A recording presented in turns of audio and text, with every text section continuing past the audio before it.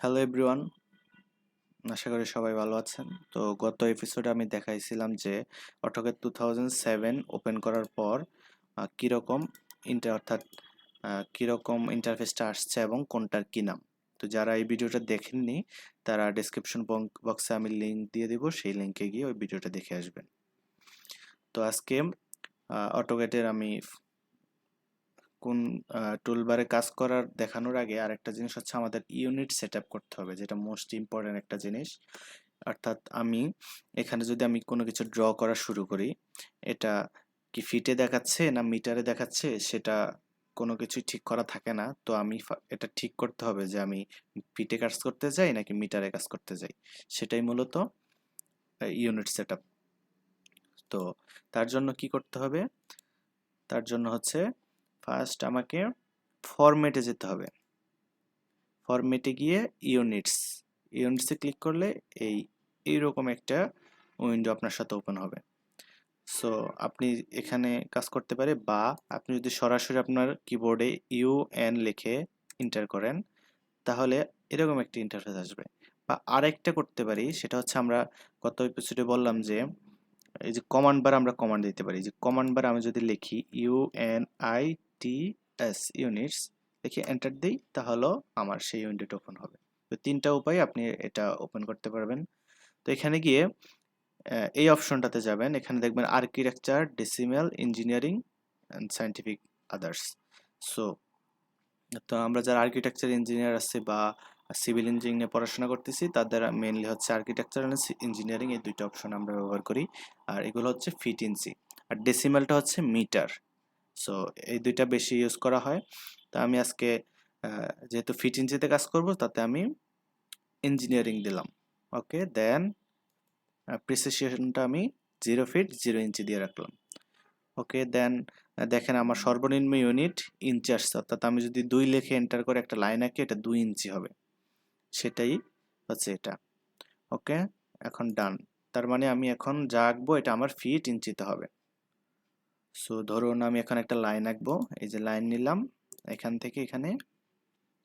এই যে লাইন আঁকার সময় এটা বাঁকা সোজা হচ্ছে, এটা আপনি F8 চাপ দিবেন কিবোর্ড থেকে, তাহলে সেটা আবার সোজা হবে, এখন আর বাঁকা হবে না। ওকে, আমি ধরুন 2 ফিটের একটা লাইন আঁকবো, তাহলে দিলাম 2 ফিট, এন্টার। সো আমার এই লাইনটা এটা হচ্ছে 2 ফিট হয়েছে এখন সেটা। তো আমি যদি এটা চেক করতে যাই তাহলে আমার এই ডাইমেনশন টুলবারের প্রয়োজন হবে। তা আমি টুলবারগুলোর কাজ পরে দেব, জাস্ট আজকে হচ্ছে ইউনিট সেটআপটা নিয়ে কথা বলতেছি। তো ডাইমেনশন, এখন আমি ডাইমেনশন যদি চেক দেই এটা কি আসছে ঠিকভাবে আমি জানি না, বা ঠিক নেই। আমি 2 ফিট আঁকছিলাম কিন্তু এটা 2 ফিট দেখাচ্ছে না। আর তার জন্য আমাদের আরেকটা কাজ করতে হবে, সেটা হচ্ছে ডাইমেনশন স্টাইলটা সেট আপ করতে হবে। তো সেটা কিভাবে করবো, একইভাবে আমরা ফরম্যাটে যাব, এখানে দেখবেন যে ডাইমেনশন স্টাইল একটা অপশন আছে, এটাতে চাপ দিলে এই উইন্ডোটা ওপেন হবে। বা আপনি যদি সরাসরি আপনার কিবোর্ড থেকে ডি লিখে এন্টার করেন তাহলে এই উইন্ডোটা আসবে। ওকে, এখানে আসার পর আপনি মডিফাইতে যাবেন। মডিফাইতে গেলে এখানে আপনার আবার ইউনিট সেট আপ করতে হবে। তাহলে এই প্রাইমারি ইউনিটস নামে যেই অপশনটা আছে এখানে ক্লিক করবেন, দেন আবার ইঞ্জিনিয়ারিং দিবেন, এখানে আবার প্রিসিশন দিবেন 0 ফিট 0 ইঞ্চি। ওকে, এবার এটা হচ্ছে কি, এখন দেখেন এই যে মাপগুলো আমার ফিটে দেখাচ্ছে। ইঞ্জিনিয়ারিং কাজ করতেছি এই জন্য আমি ডাইমেনশনটাও ইঞ্জিনিয়ারিং এ রাখছি। আবার যখন আপনি ডেসিমালে কাজ করবেন তখন দুইটাই আপনি ডেসিমালে রাখবেন, না হলে আপনার হচ্ছে আপনার যে ডাইমেনশন দেখাবে এগুলো ভুল দেখাবে। অর্থাৎ আপনি ইঞ্জিনিয়ারিং এ ড্র করলেন 2 ফিট, কিন্তু আপনার যদি ইউনিট ডাইমেনশন চেঞ্জ থাকে তাহলে সেটাকে 2 ফিট দেখাবে না, অন্য কিছু দেখাবে। তো এই জিনিসটা মাথায় রাখবেন।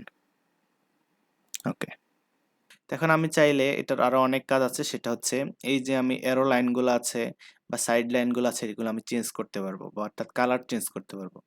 তো তার জন্য, বা আমি এই যে টেক্সটটা আমার যদি এটা ছোট দেখাচ্ছে আর একটু বড় করতে চাই তাহলে আমি টেক্সটে যাব। এই যে টেক্সট হাইট নামে অপশন আছে, এটা যদি আমি বাড়াই তাহলে দেখেন এই যে অটোমেটিকলি আমার টেক্সটগুলো কি বড় হচ্ছে আরো। সো আমি এটা বড় করব না, আমি এটা এরকমই রাখি।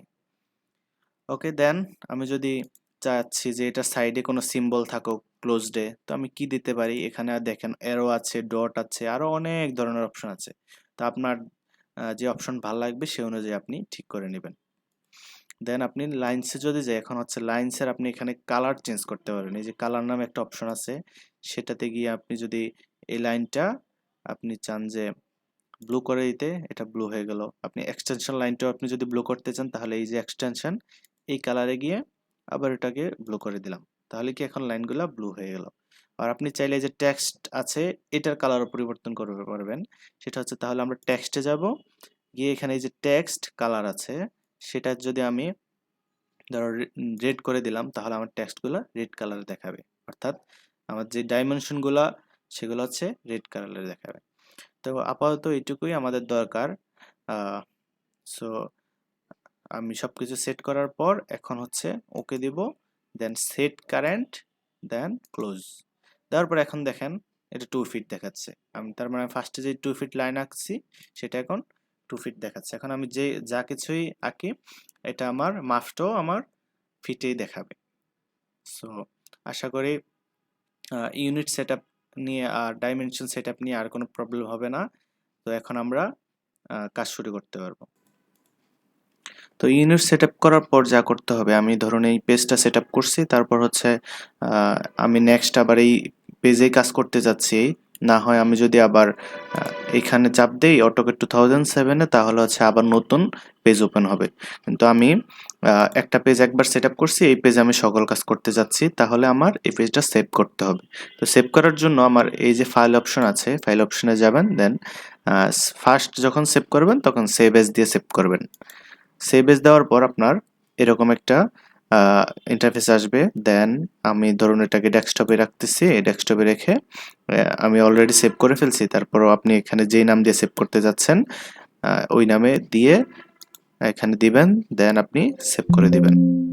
তো আমার অলরেডি সেভ করা আছে এটা।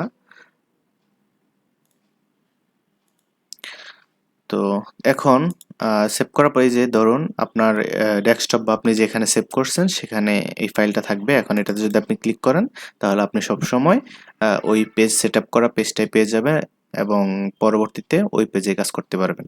আর না হলে আপনাকে আবার নতুন করে পেজ সেটআপ করে আবার নতুন পেজে কাজ করতে হবে। তো এই জিনিসটা সবসময় মাথায় রাখবেন। ওকে, আজকের জন্য এই পর্যন্তই।